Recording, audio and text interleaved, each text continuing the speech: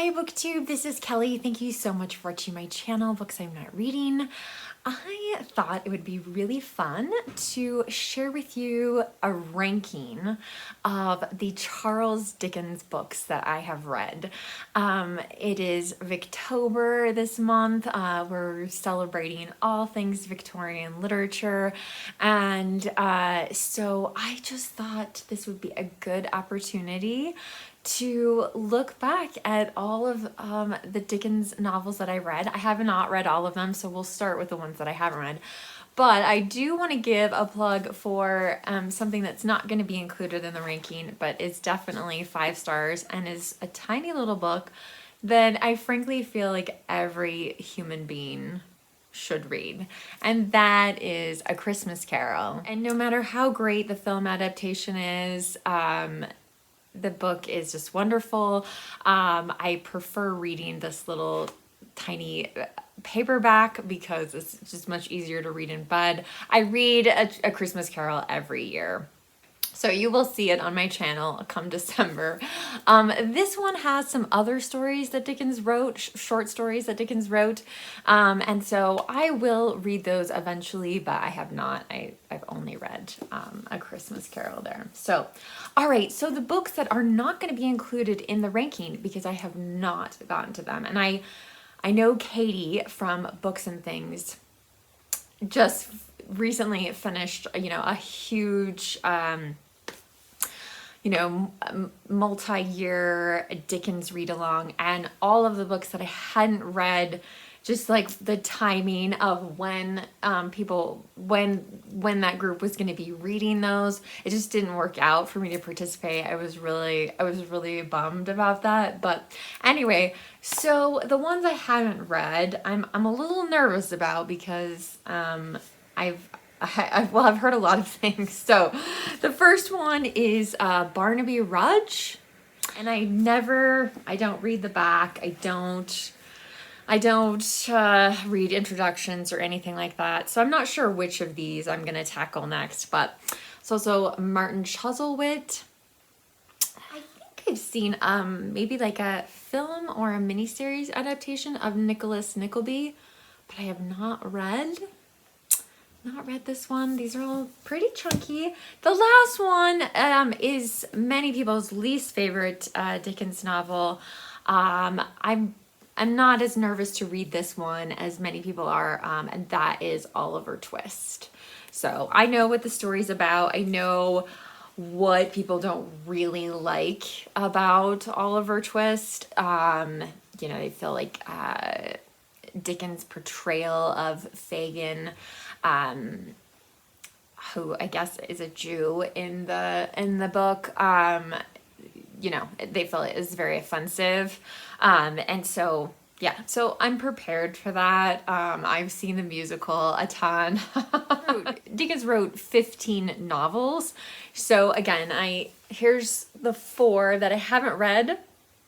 So we have 11 books to go through. So before I get into the rankings of my Dickens novels, because some of them you might go, Kelly, I never saw a review or anything like that, and I admit it took me a while to figure out how important reviews are on BookTube, but 3 of Dickens' most famous novels I actually read, I think back in 2012.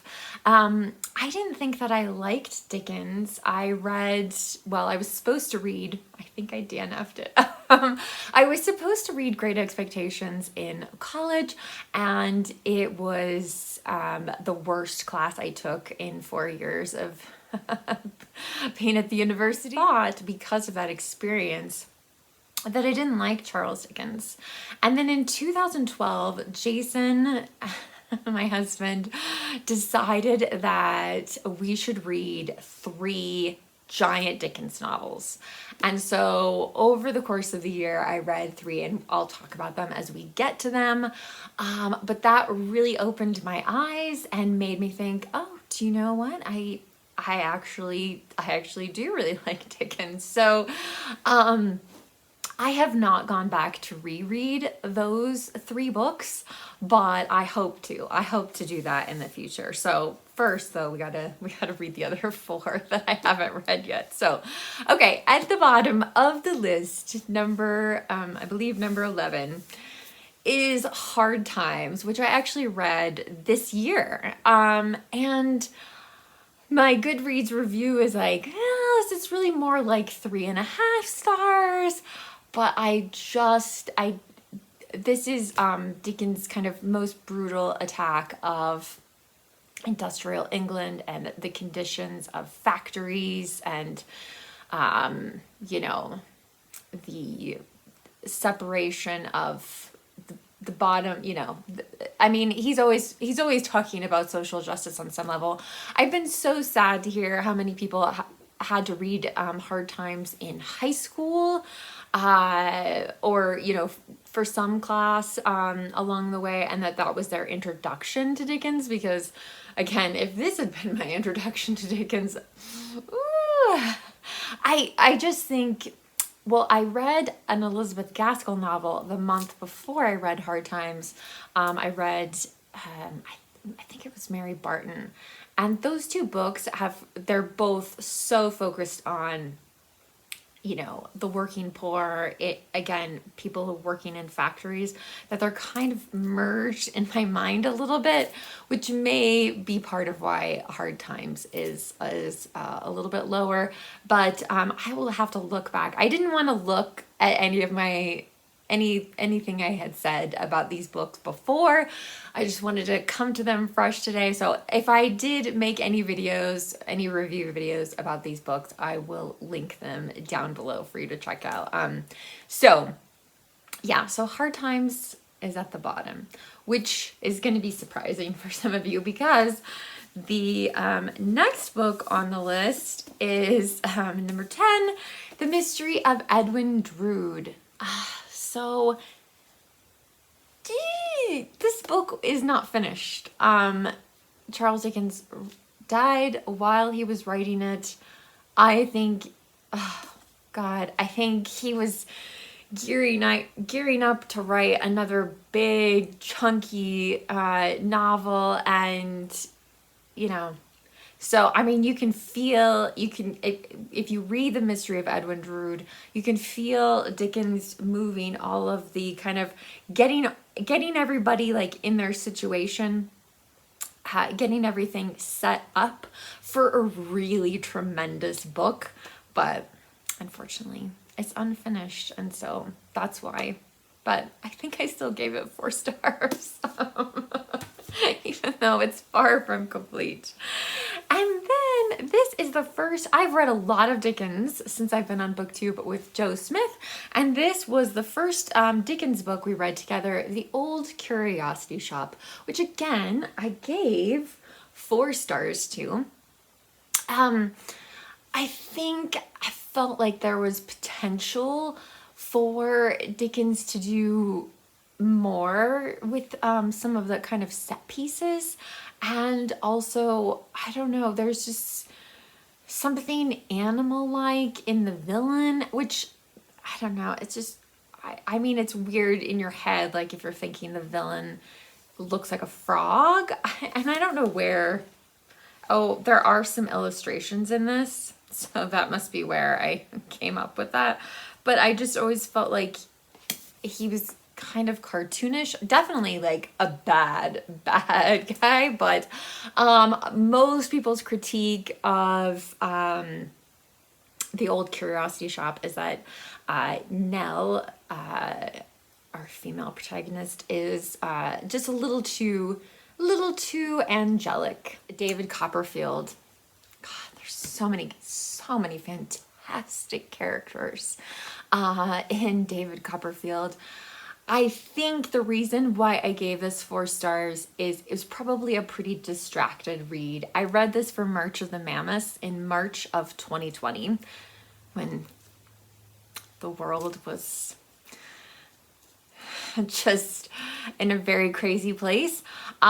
So I think, you know, again, it deserves another reread, because I do remember feeling very fond of this book. I think maybe part of my 4-star was, again, I was probably a distracted reader when I read David Copperfield. But also, I mean, sometimes you're just going, come on, David, like, figure this out. But there are just some incredible scenes. Betsy Trotwood is our, I mean, she's just a fantastic character. This is an incredible book. Nonetheless, again, the next book I gave 4 stars to, and I do know that I've made a review video of it because a few of you have recently watched it and it's cropped up. I don't know if there's a group out there reading this or what, but that would be Our Mutual Friend. So again, I will have to go back and watch my review video of this. I'm not really sure why I gave this book 4 stars, because it's incredible. And it's one of those books that, again, like Dickens has some super famous books. This is one that tends to kind of move in the background a little bit, but it shouldn't, because it's excellent. And I also think for those of you who are really offended about Fagin in Oliver Twist, need to read Our Mutual Friend, because you will learn that, well, I learned from reading the notes in it that Dickens actually met, he knew a Jewish woman, and she went after him about his portrayal of Fagin. And there is a Jewish character in Our Mutual Friend where Dickens tries to correct things, and his Jewish friend actually wrote to him after the publication of Our Mutual Friend and thanked him. So I think this is his attempt. There's a lot going on in Our Mutual Friend in all of these books, right? They're huge. That doesn't mean that they're impossible to read, and sometimes you get really, really carried away. But anyway, so I think for that reason alone, like, it deserves a little more attention. But again, I gave it 4 stars when I don't really know. Maybe it was 4.5. The last 6 books I have are all 5-star books. So in some ways, I think, like, on any given day of the week, I could rotate these around and talk about them, but they could shift slightly. But these are just absolute masterpieces, definitely worth your time. Some of them I think are underappreciated. So the first one is A Tale of Two Cities. This is Dickens' only historical novel. It takes place, of course, in London and Paris, and it's a really, really terrific book. It's shorter than probably all the other books I'm going to talk about. That this is maybe the shortest 5-star book. And the reason why I'm holding it up first is because this is a book that is quite easy to have spoiled. And this book was spoiled for me, which was such a bummer, because I can't even imagine how incredible it would be to read this book without knowing the ending. So I would just say, like, if you're ever talking about this book on your channel, like, please be mindful, or maybe writing a Goodreads review, like, don't ruin it for other people. Just because this is a classic novel, it does not mean that everyone knows what happens in it. So anyway, 5 stars. Great book. The next one is the first of the 3 novels that I mentioned at the beginning of the video, where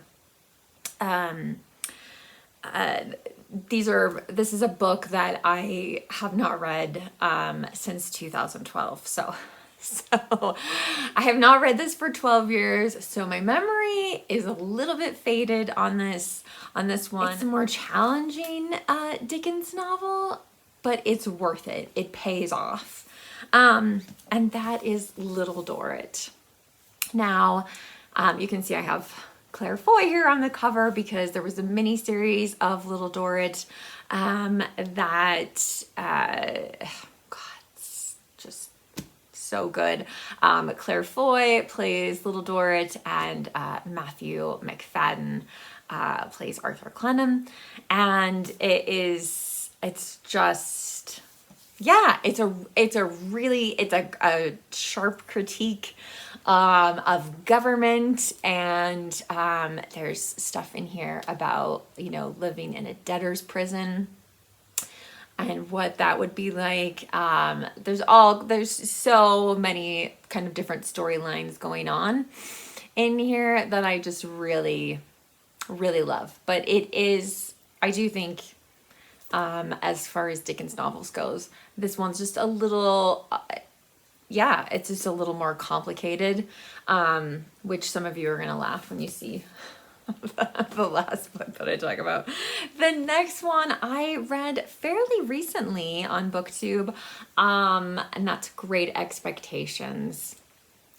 And so here it is, the book that I thought made me hate Dickens, and you know, it's in my top ranking of Dickens novels. This is, again, it's a shorter Dickens novel. I mean, some of them are just, they're just beasts, but they're worth it. There's so many great things in Great Expectations, so many memorable characters. I joke sometimes that my house is turning into Mrs. Havisham's house. You know, there's a lot of references made to Great Expectations in other things, and so I think it's a pretty foundational book, and it also might be a good place to start with Dickens if you haven't read anything by him. But yeah, so this, I just, yeah, oh my goodness, Pippins, yeah. Okay, so the next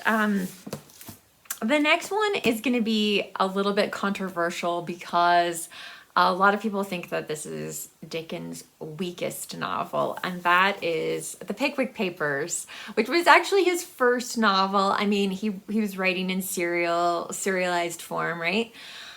But when I read The Pickwick Papers, and again, this is a book I have not read since 2012, but I really need to read it again.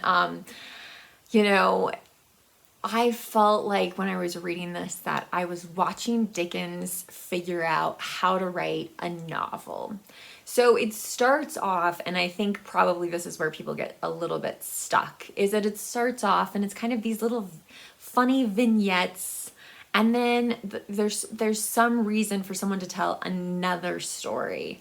And many Victorian authors fell in this trap, right? They're like, oh, and he was staying in this hotel, and he opened the drawer in his room, and there was this book, and here's the story, or whatever, right? Like trying to have like a character justify telling you a different story, right? So there's a lot of that in the beginning of it, and then finally there's this wonderful moment where you can tell like that people aren't that interested in the stories, that people are actually interested in these characters that Dickens is using to tell another story. Like that those characters are fleshed out and interesting, that they can stand on their own.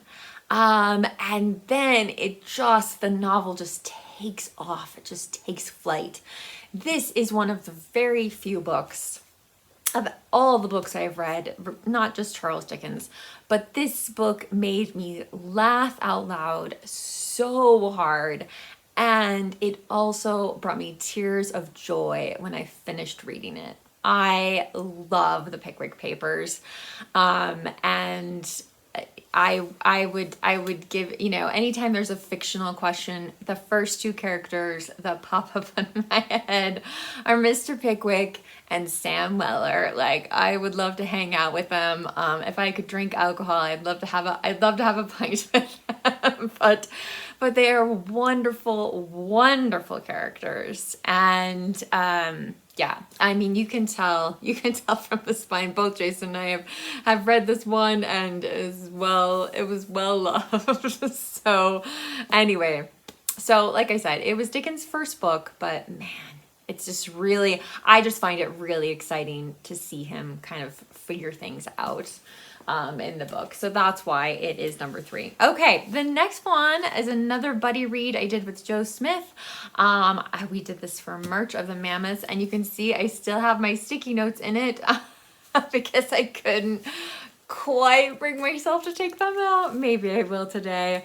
But this is Dombey and Son, which I think is such an underrated Dickens novel. I just... And also, I do think the part of the reason it's number 2 on my list is that, you know, I read this with Joe Smith, and we just had such a great reading experience together. The things we were able to say, and there were just characters we were just rooting for. We're like, this character has to come back, you know, like, when are we going to see this character again? And what's going on here? And, you know, and we really, really got into it. And it's just such a wonderful book. And I've tried to champion it on my channel so many times. You know, it's because it's one of those things, like, a lot of people don't read, and it's absolutely dynamite. I mean, this is a solid 5 stars. It's a great swashbuckling. I mean, there's kind of a swashbuckling element to it, but you know, it's about fathers and daughters, and about all the things that Dickens is always about, you know, the poor, the wealthy, estranged relationships, those sorts of things. But man, this is such a great book. Okay, and my number 1 Dickens novel, which again, I have not read since 2012, but here's the thing. This is one of those books I don't understand how someone was able to write this book, and that is Bleak House. Bleak House is, I don't know if it's his biggest book. It's got to be up there though. And it is, there are so many storylines. If I were to reread this on Booktube, which I may do, I may make that, I gotta read those other 4 books first. But I'm telling you, you guys, it would not fit on my little whiteboard. But Bleak House has incredible characters, surprises, fantastic, memorable villains, and again, shows us Dickens's contempt for lawyers. Again, there's the rich, the poor, the people who think they're going to be rich and are suddenly poor. I mean, all kinds of things. There's so many themes. There's so many elements going on in this book. And I just really don't understand, especially in a serialized form, like how he was able to manage like the weight of so many characters and so many stories, and he's able to weave them all together, which I find absolutely extraordinary. I mean, I don't know how much time he spent thinking about this before he actually started writing about it, because the way it ends, I mean, I feel like he would have had to know some of those things. Maybe he didn't know how he was going to get to that point. In the book, but the beginning of this book starts off with this whole thing about fog in London, right? And there's so much fog, and the fog, you know, like, it just feels like Dickens is spending pages and pages of talking about this fog that's in London. But it's not, one of the things my dad often says to me is like, oh, you could tell Dickens got paid by the word or whatever. And I'm like, no, it's not really what it's about. Like, I don't feel like he inflated novels just so he could make more money or could have more, you know, serialized elements, whatever. I mean, he published a lot of them in his own magazine. So, but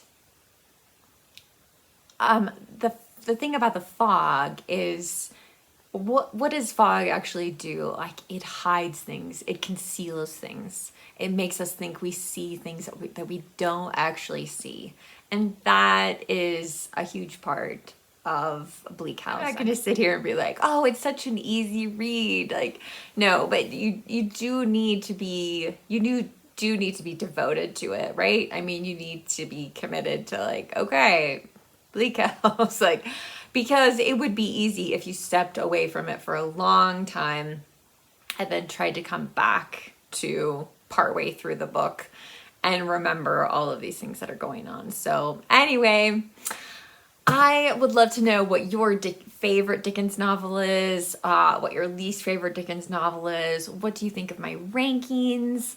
Yeah, so let me know in the comment section down below, or what book is, what Dickens novel are you most afraid to read, maybe?